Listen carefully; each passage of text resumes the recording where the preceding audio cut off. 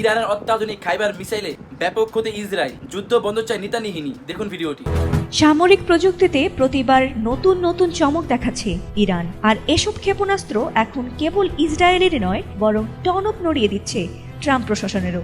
Operation true প্রমিসে ইরানের কাছে প্রতিবার ক্ষেপণাস্ত্র হামলায় নাকানি চুবানি খেয়েই চলেছে নেতানিয়াহুর বাহিনী। আর এরই মধ্যে ইসরায়েলের নতুন ধরনের ক্ষেপণাস্ত্র দিয়ে হামলা চালিয়েছে ইরান।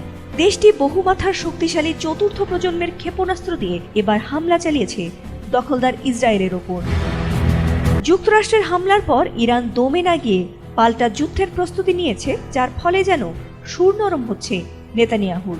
এমন হামলার পর ইহুদিদের সামনে আরো নতুন এবং অত্যাধুনিক ক্ষেপণাস্ত্র নিয়ে ইরান হাজির হয়েছে বিশ্ব দরবারে। এবার হয়তো যুদ্ধ বন্ধ চায় ইসরায়েল, কারণ Islamic revolution guard corps IRGC জানিয়েছে ইসরায়েলে প্রথমবারের মতো তারা বহুমাথার head Kheibar Shekan castle buster ballistic ক্ষেপণাস্ত্র দিয়ে হামলা চালিয়েছে। রোববার অপারেশন ট্রু প্রমিস 3 এর অংশ হিসেবে ইসরায়েলে 20তম মিসাইল হামলা করে ইরান।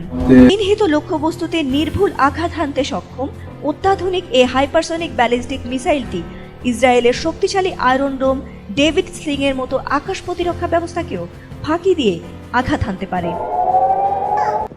অবশ্যই কমেন্টে আপনাদের মতামত জানাবেন।